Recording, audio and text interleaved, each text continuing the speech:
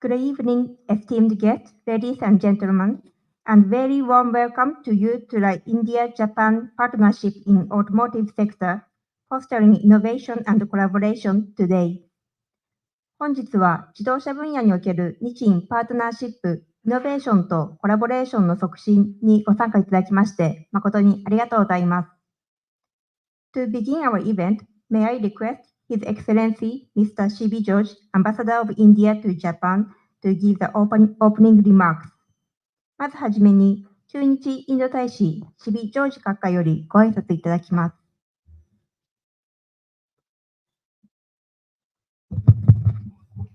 Good evening, everybody. Mr. Vinod Agarwal, President Siam and MD and CEO of VE Commercial Vehicles Limited. Mr. Tanaka Kasusige, Director General, METI. Mr. Kubota Hidenobu, Director General of MLIT. Mr. P.K. Banerjee, Executive Director of Siam. Mr. Osamu Goto, Chair of Global Business, Japan Automobile Manufacturers Association, distinguished guests, ladies and gentlemen, a very good evening to all of you again. I'm delighted to address you today at this important event on India-Japan partnership in automotive sector. Friends, in the last few years, our India-Japan relationship has transformed into what we call a special strategic and global partnership, rooted in shared values, mutual respect, and common vision for peaceful and prosperous future, including a stable and prosperous Indo-Pacific. We have become indispensable friends in promoting peace, stability, security, and prosperity, not only in the Indo-Pacific, but also beyond. Today, our relationship covers a wide range of areas: trade, investment, industrial development, infrastructure, rail, metros, digital, energy, human resources, critical and emerging technology, climate change, health security, space, semiconductors, defense, and security. A key aspect of our bilateral relationship is our economic cooperation. Japan, being the fifth largest investor in India, has been a reliable partner in India's economic growth. The prime ministers of our two countries have set a target of 5 trillion yen in private investment and public financing from Japan to India over the next 4 years. And we are making remarkable progress towards achieving this target. During my last 11 months in Japan, I have had the privilege of traveling across this beautiful country and visiting over 34 prefectures and major cities, where I engaged with the key business stakeholders and potential investors and witnessed a growing interest in India-Japan relationship. I'm confident that in coming months, we will be able to convert this momentum into investment and business collaborations. While there are currently around 1,500 Japanese companies in India, our goal is to take these numbers to 15,000, for which we need not just incremental progress, but a quantum leap in our economic engagement. Dear friends, there is still a lot of untapped potential in our business relationship. India, with a population of 1.4 billion people, representing 1/6 of the total population of the world, having the largest and the youngest working population across top global economies globally, is one of the world's fastest growing economies. From the 10th position in 2014, India is now the 5th largest economy and is going to be 3rd largest by 2027-28. India has continually improved its business environment through progressive policy reforms, streamlined regulations, and enhanced infrastructure. The government is committed to further enhancing and streamlining enhancing our engagement and streamlining our policies, reducing regulatory barriers, and fostering a business-friendly environment that encourages innovation, entrepreneurship, and investment. Japan is invited to explore India's potential as a manufacturing hub and as a partner in the Make in India and Make for the World initiative. Dear friends, India is the world's third largest automobile market, and automobile sector contributes nearly 7% of our GDP. The sector encompasses a wide range of vehicles, from two-wheelers and passenger cars to commercial vehicles and luxury automobiles, catering to diverse consumer needs and preferences. And its market size is expected to be 300 billion US dollars by 2030. I see some of our friends in the automobile sector being present here. I recently had the occasion to visit the headquarters of Suzuki Motors and see the evolution in Japan's engagement with India, started some 40 years back, and how Suzuki has emerged to become today 40% of India's automobile sector. India's automobile industry has made substantial strides in terms of innovation and technology. Indian automakers are producing vehicles that are not only cost effective, but also equipped with advanced features, safety standards, and environmental friendly options. In fact, I was discussing with Mr. Vinod Agarwal, the president of SIAM, about the advances we have made in automobile sector, and in some areas, some technology areas, we are much ahead of many other countries in the world. So India has evolved into major export hub also for automobiles. You know, as an ambassador in the Middle East, I have seen how Japan cars made in India got exported to the Middle East and to many African countries. Many Indian car manufacturer export vehicles are seen all across the globe, particularly in the Middle East and in Africa. With its target to achieve net zero in 2070, in terms of the Indian government and industry players are working collaboratively to promote EV adoption. India has the opportunity to lead the global transition from conventional ICE powertrain to a more efficient and decarbonized EV technology. There is a thriving collaboration between India and Japan in the automobile sector. So I am very happy that I could participate in today's event. I congratulate the SIAM for taking the initiative. I congratulate Japan Automobile Manufacturer Association, Automotive Component Manufacturers Association India, ACMA, and Japan Auto Part Industry Association for taking the initiative and building this partnership and doing this event today. Once again, I welcome each one of you to the embassy. Wish you a very fruitful discussions today. Thank you and good evening.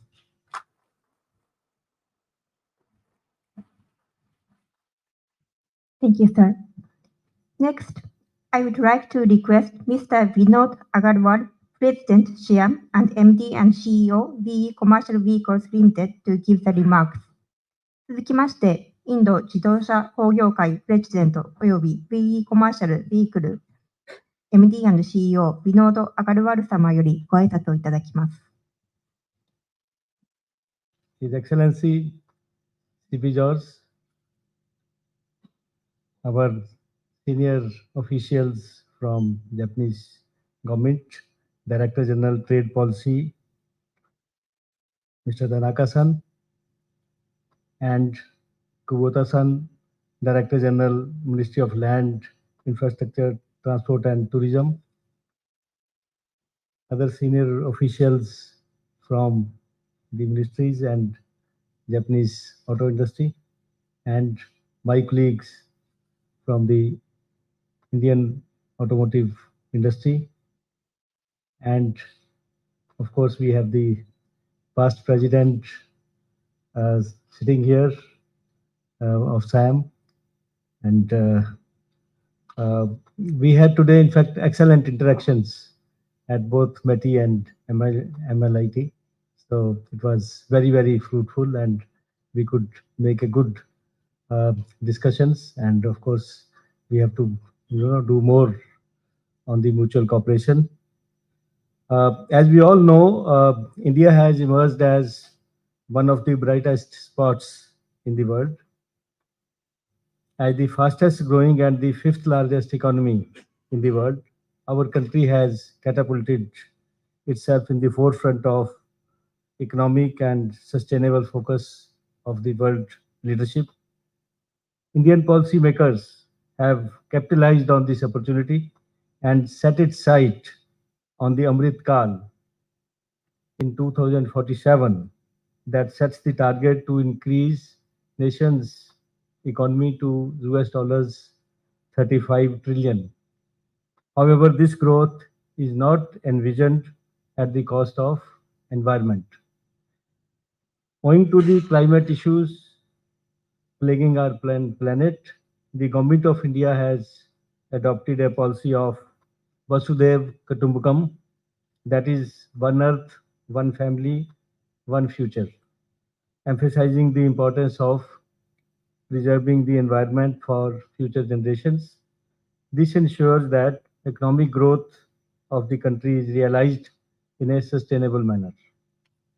The Indian automotive industry has always been a key indicator of India's economic growth.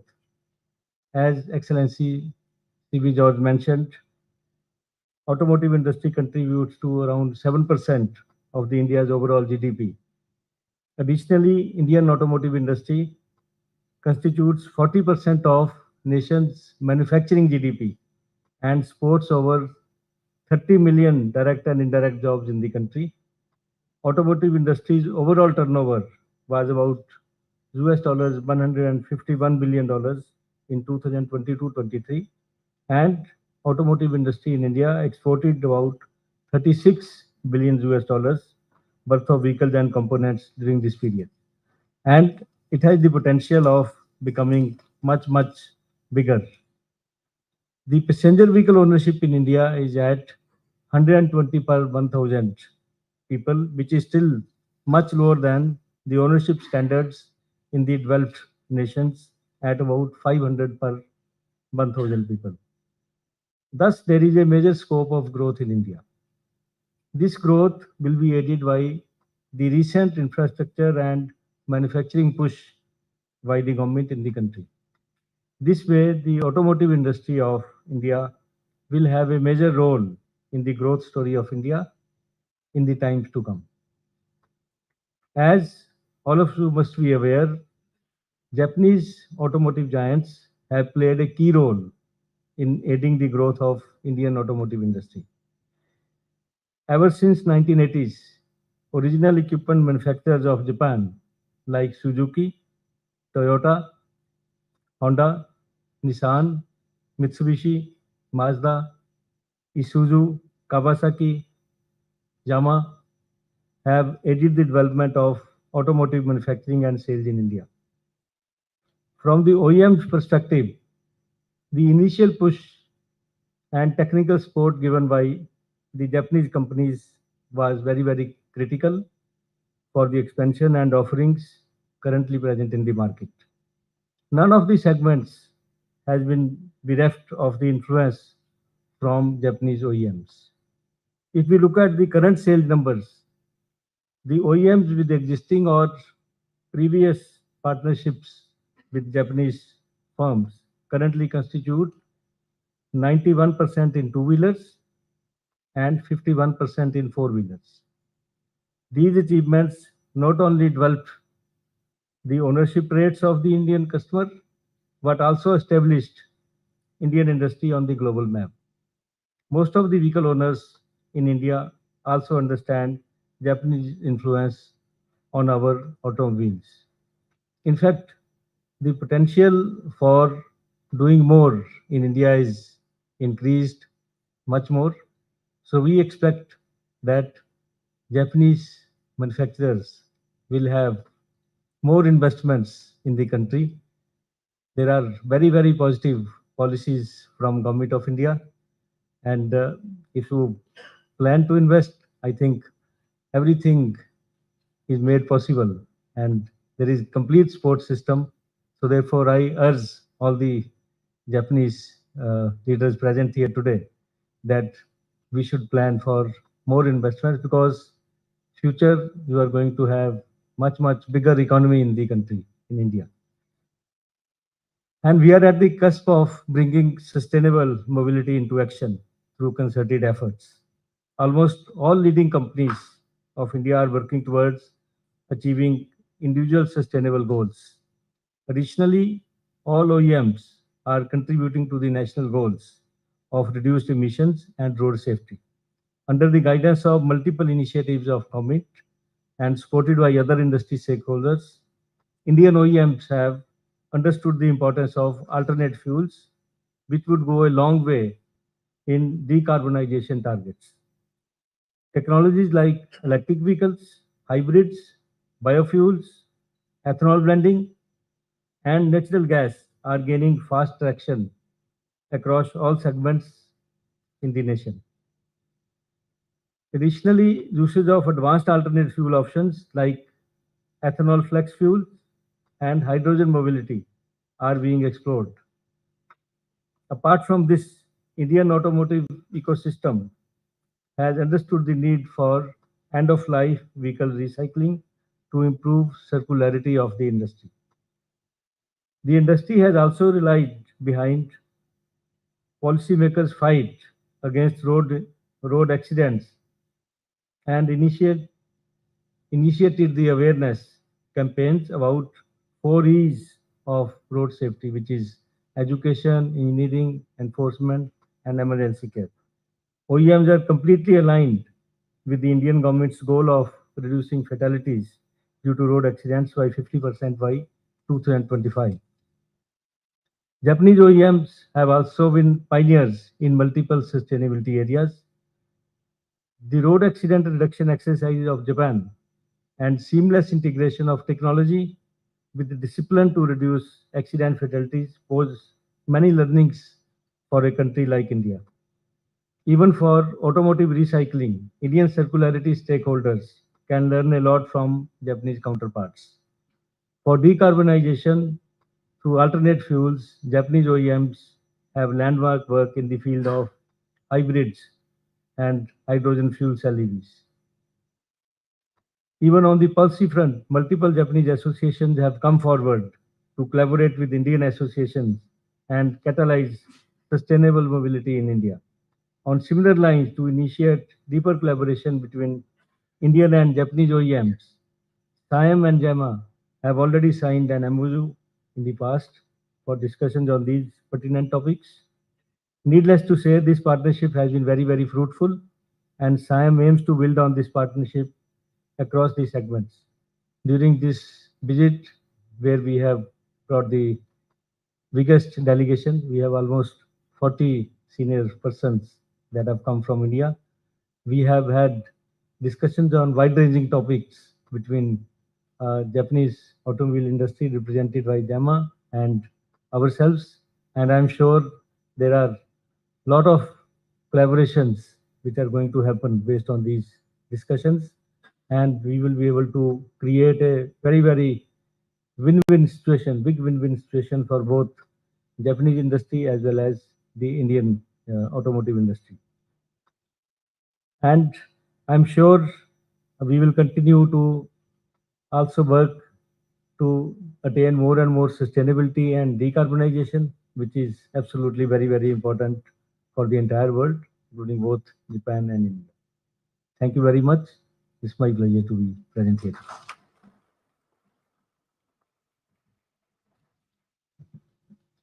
Thank you, sir. Next, I would like to request Mr. Tanaka Kazushige, Director General, Trade Policy Minister's Secretariat, Manufacturing Industry Bureau, Ministry of Economy, Trade and Industry, to give an address. 続きまして、経済産業省大臣官房審議官製造産業局担当、田中一重様よりご挨拶をいただきます。His Excellency Mr. C.B. George, Ambassador of India to Japan, and guest of honor, Mr. Vino Agarwal, President of Siam, and distinguished ladies and gentlemen. I'm Tanaka Kazushige, in charge of the automobile industry and India at MEDI. And first of all, I'd like to express my sincere gratitude for Ambassador George to invite us today. And also, I'd like to thank President Agarwal and other Siam members for visiting MEDI this morning. We recognize that Indian automobile market and industry as a very promising market and growing industry. And we, including Japanese manufacturers gathered here today, have high expectations for the potential of the India. Japan and India, we already have the deep and wide relationship of cooperation. In June this year, the first meeting of the Japan-India Automotive Working Group was held with the participation of the Ministry of Heavy Industries, Siam, and ACMA from the Indian side, and METI, JAMA, and JAPIA from the Japanese side. I co-chair the progress review meetings of each working group under the Japan-India Industrial Competitiveness Partnership. And I look forward to active discussion in the automobile sector working group to further strengthen our cooperation. During the discussion this morning at METI, we had a very good discussion, a lot of discussion, including the potential of green hydrogen and multi-pathway approach, including hybrid vehicles. We can learn from each other, and we can discuss further the new area of cooperation in the future. I would like to conclude my remarks by wishing for the further development and strengthening of cooperation between the Japanese and Indian automobile industries and between Japan and India overall. Thank you very much.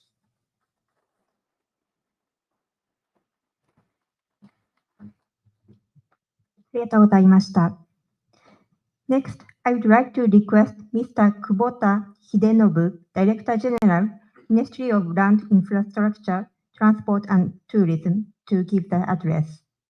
続きまして、国土交通省自動車局次長、久保田秀信様よりご挨拶をいただきます。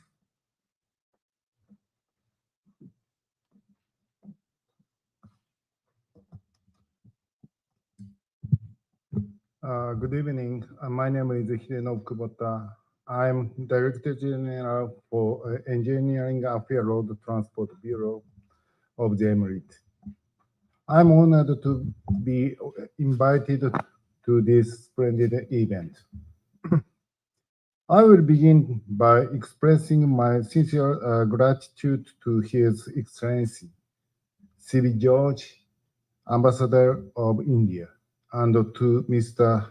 Binodo Agarwal, President of Society of Indian Automobile Manufacturers, for their kind invitation.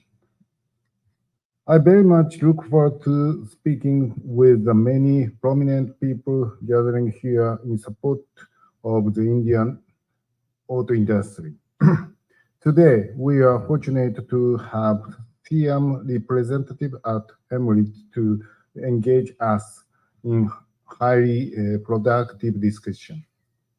Throughout this discussion, I realized once again how diligently India is working in implement measures for preserving the environment while increasing traffic safety. Here in Japan, came to realize the importance of achieving an international harmonization for technology relating the environmental preservation and the traffic safety. In the United Nations WP29, we would like to work with India on global issues, such as securing traffic safety and carbon neutrality. We would be grateful to receive the support of your country in this. Currently, at WP29, Discussions are ongoing on the following matters. First of all, guidelines for functional requirement and the validation methods of level 4 or higher automated driving. Secondary standard of acceleration control for pedal error for elderly drivers.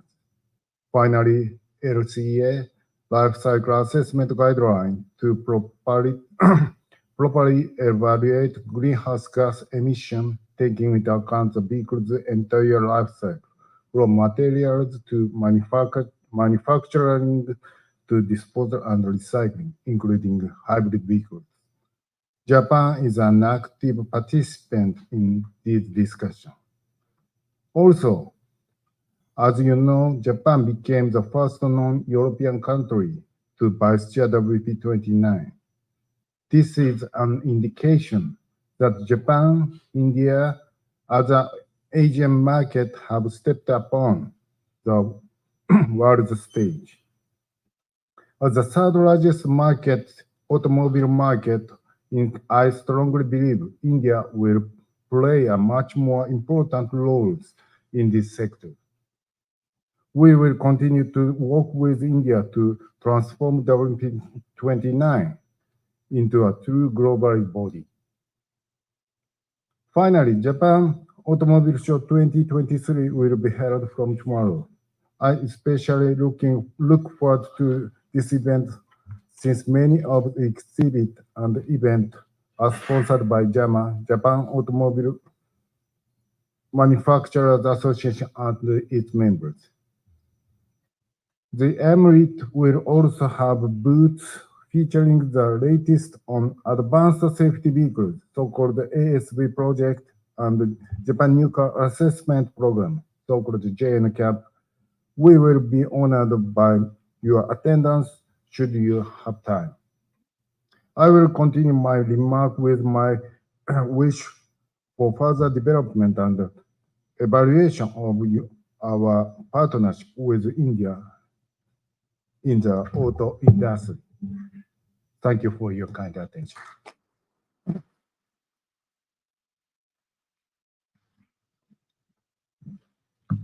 ありがとうございました。Next, I would like to request Mr. P.K. Banerjee, Executive Director, SIAM, to give a presentation on Indo-Japan Cooperative in Auto Sector. 続きまして、インド自動車工業会エグゼクティブダイレクター P.K. バネルジー様より自動車分野における日印協力についてご講演いただきます。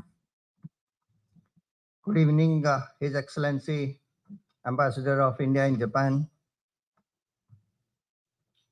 Tanaka-san, Kubota-san, Otto-san, Naito-san, Oka-san, and of course Ayukawa-san, my president, friends from JAMA, JAPIA, JASIC, Ministry of Land and Infrastructure Transport, METI, and of course Embassy and other distinguished guests present here. SIAM welcomes you to the presentation. I would like to just highlight what has been spoken by my president.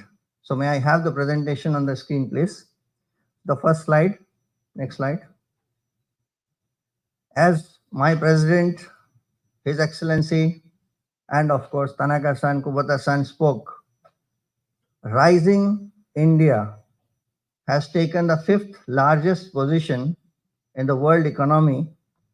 Aspiring India has made it 3rd largest marketplace. So therefore, India becomes the land of opportunity today. Next slide.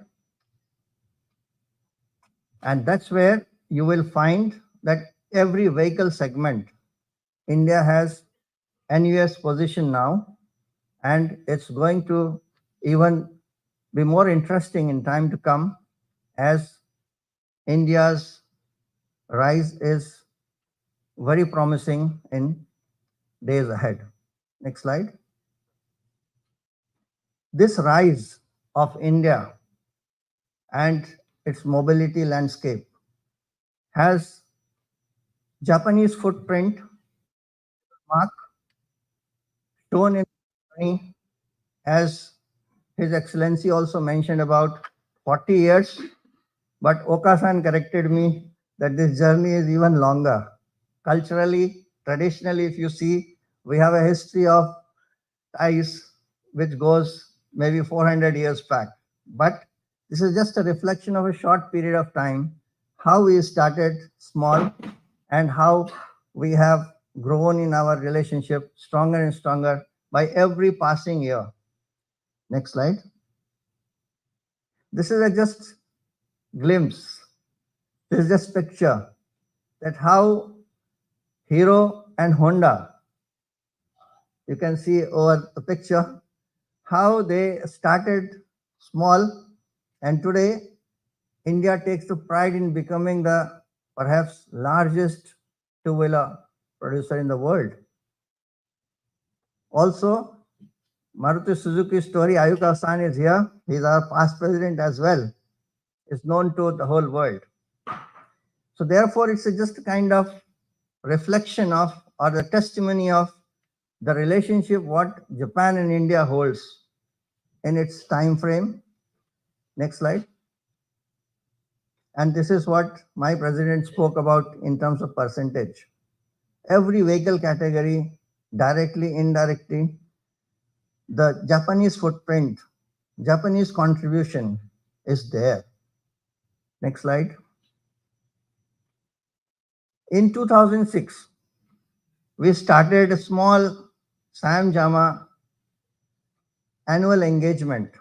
The understanding was that in Tokyo Motor Show and in Indian Auto Expo, we will have alternate year meeting.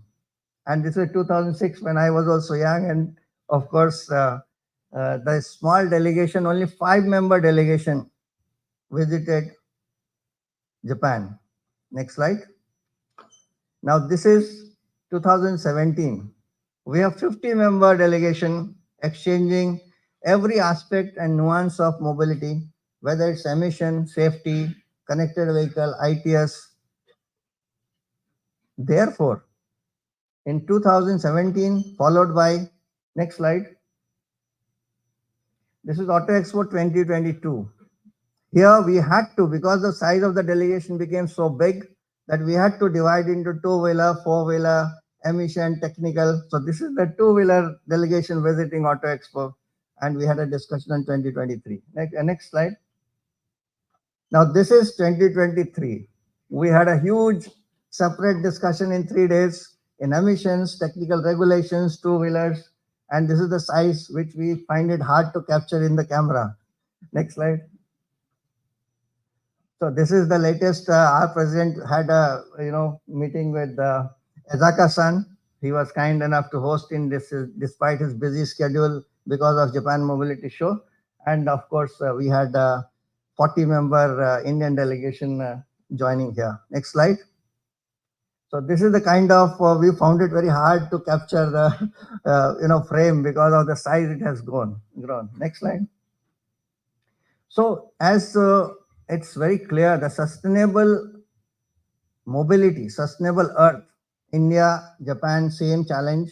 We have an energy security challenge. We have a decarbonization challenge. We have a challenge of road accidents. And also we have pollution mitigation challenge. Next slide. So therefore, our president mentioned, we have very clear 6 identified decarbonization strategies on which we have to evolve our collaboration, cooperation, coordination better. That is on biofuels. India has already gone for E20, and Global Biofuel Alliance is a reflection of the intent of the global community. And I was so happy to see that in yesterday's meeting in two-wheeler industry exchange of information, Global South concept has been proposed. So it's a very heartening to see.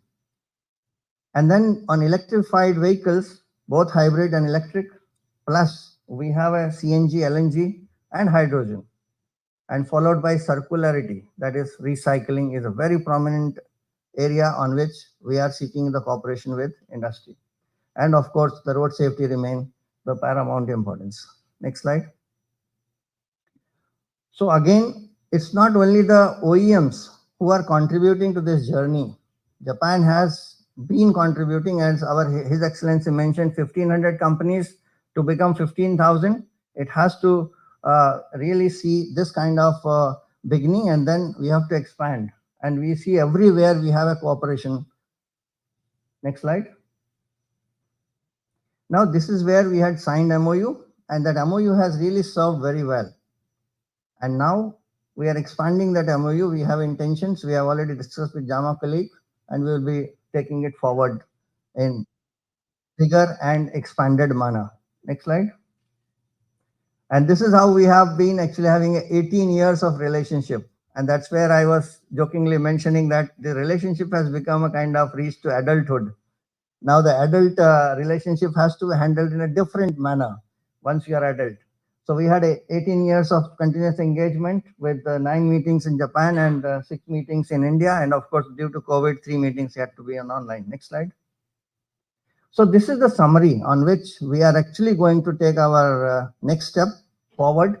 And of course, we will have road safety is a big target because 150,000 deaths are happening, and it has been recognized that it's a priority concern for all of us. We have also a business and investment, general agreement ideas, and of course, as our president mentioned, that for sustainable earth, one future, one family, we must decarbonize our transportation. And that's where the major discourse, discussion, cooperation, coordination will happen. So with this, I would like to end. Next slide. We can only do this in the realm of the larger cooperation. We have a quad cooperation where we have a discussion on hydrogen. We have a cooperation on investment in infrastructure fund related, because green fund related information what has been shared by Meti today. It's heartening to see that green funds are needed. So money is required for the transformation. And also we have a multiple level of cooperation, not only in United Nations, in UNEC, WP29, IMA, OICA, but also we have to have our own so that the Japan and Indo relationship is able to represent in the global form the right intent and right requirement. Next slide. And this is where we need to move together, and only then we can move ahead. Thank you very much.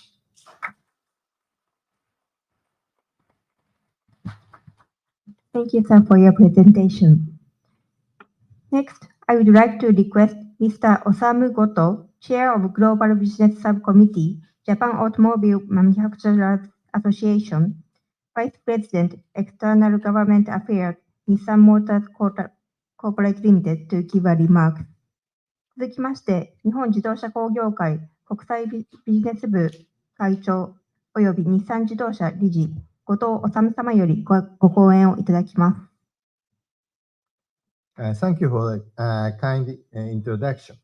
I'm Osamu Goto, Chairman of the Global Business Subcommittee of the JAMA, Japan Automotive Manufacturers Association. I'm very invited to the reception today.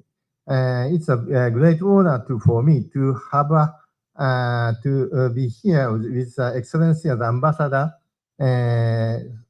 C.B. George, the Republic of India, President Bino Angawal of the Siam, and the representative of Indian automotive industries.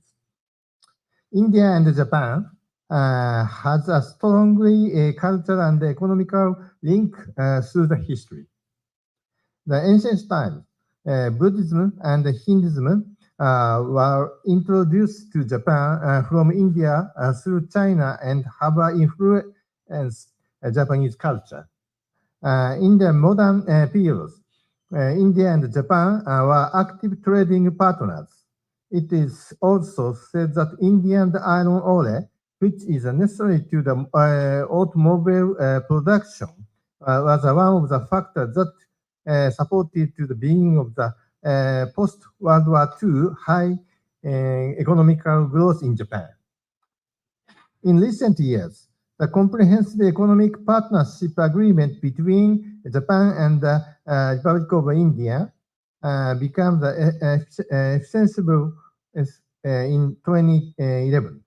And India-Japan relation rise to the higher start of the special strategic and global partnership in 2014. The collaboration alliance between the two nations has significantly strengthened and expanded. In addition, India and Japan celebrated the 17th anniversary of the establishment of the diplomatic relationship last year. In automotive sector, Japanese automakers have been produced automobiles in India for more than half of the century. The production of the motorcycle started in 1963, while the production of the four-wheel vehicles started 20 years in 1983. At present, Japanese automakers have 16 facilities in India, created direct employment for about 97,000 people, and 2.21 million four-wheels were manufactured in India in 2022. Of the which 1.66 million domestically sold, and about 0.35 million were exported to the 23 countries in the world. In the other hand, 6.34 million two-wheel were produced in India, of the which 5.49 million were domestically sold, and about 0.84 million were exported to the rest of the world. The Indian automotive market surpassed Japan last year. It's a very good news for India. To rank and third in the world, which believes that Japanese automakers are making no small contribution to the development of the automotive industry through manufacturing as a member of the Indian economy and the society. Prime Minister Modi launched the Make in India initiative in the September 2014 to future development manufacturing through the promotive of the investment and the innovation.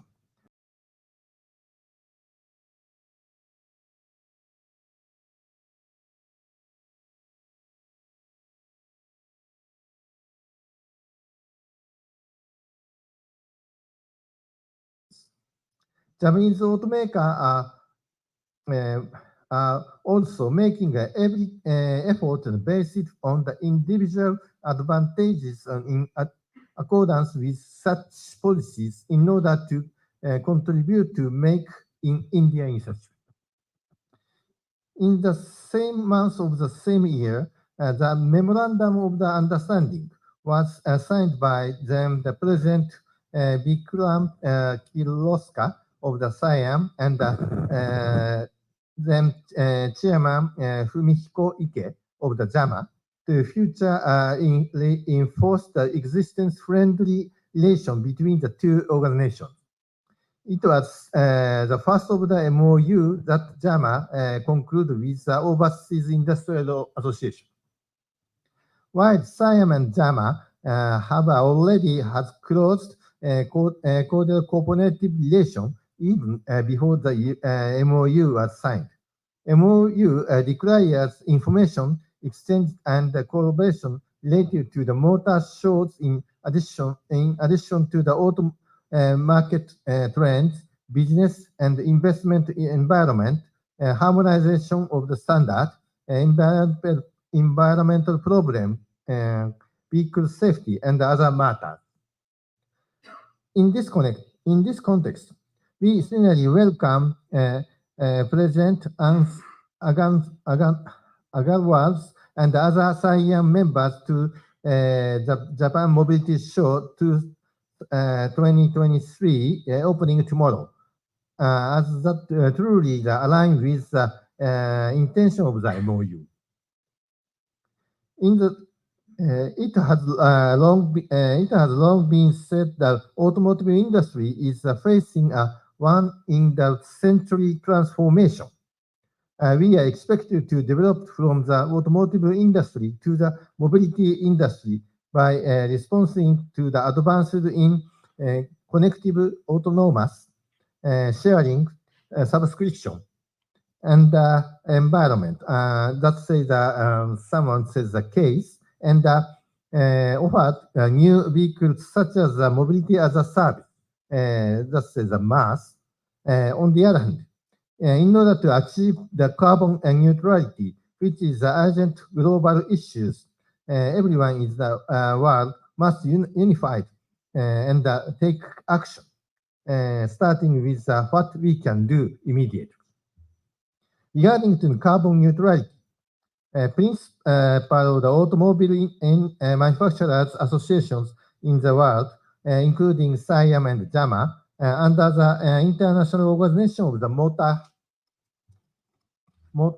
Vehicle Organization, and claim that multiple approach based on the technology neutrality are required to the reduction of the CO2 emission from the not only the new cars, but and in used vehicles is important to achieve the decarbonization in the road transport.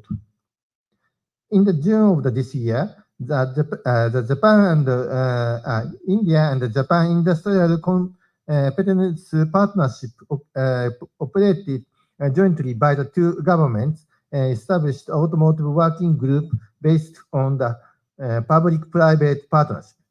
JAMA wished to future strengths in the partnership with SIAM through this working to improve the Indian-Japan industrial competitiveness in order to transform in the mobility industry and achieve the carbon neutrality.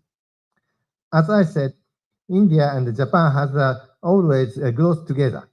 I hereby conclude my address and wish to the future successful development of the collaborative relationship between the Indian and the Japanese government as well as between SIAM and JAMA. Thank you for my kind attention. Dhanyavad.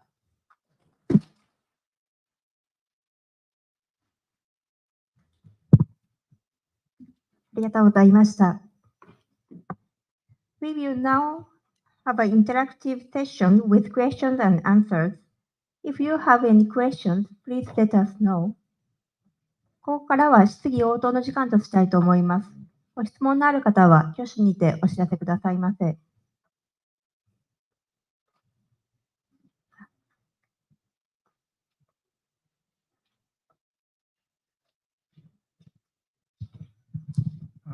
I have a question for Mr. Bernese. I'm from Tata Motors, ex-Tata Motors before, and I didn't find any mention of the Tata Motors in the slides. So can you elaborate that? Or can you tell me that? Why it is not? Let me tell you, I worked 20 years in Tata Motors. So because I am from Tata Motors, it is maybe not appropriate that I should highlight that I was part of Tata Motors. Therefore, the slide should mention Tata Motors.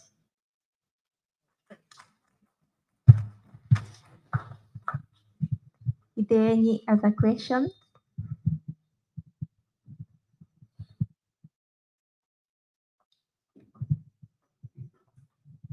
他にご質問はございませんでしょうか。もしございませんようでしたら、終了とさせていただきます。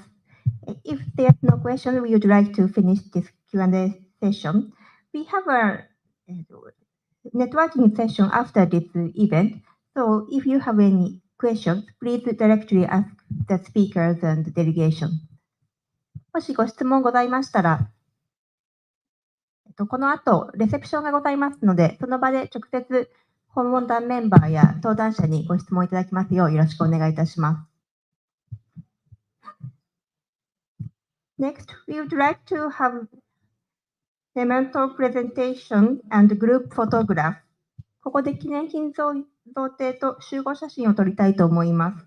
May I invite Mr. Vinod Agarwal, President SIAM, Mr. Tanaka, Director General METI, Mr. Kubota, Director General MLIT, Mr. P.K. Banerjee, Executive Director, SIAM, Mr. Goto, Chair of Global Business Subcommittee, JAMA, to come up the stage.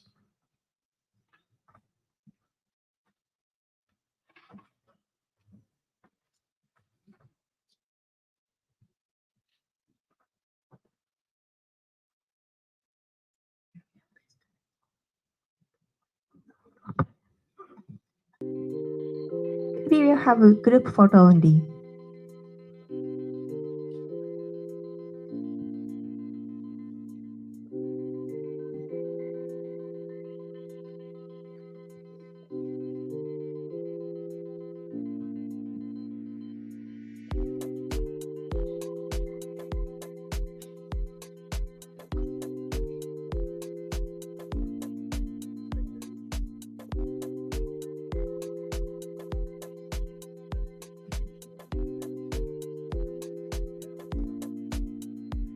Thank you very much.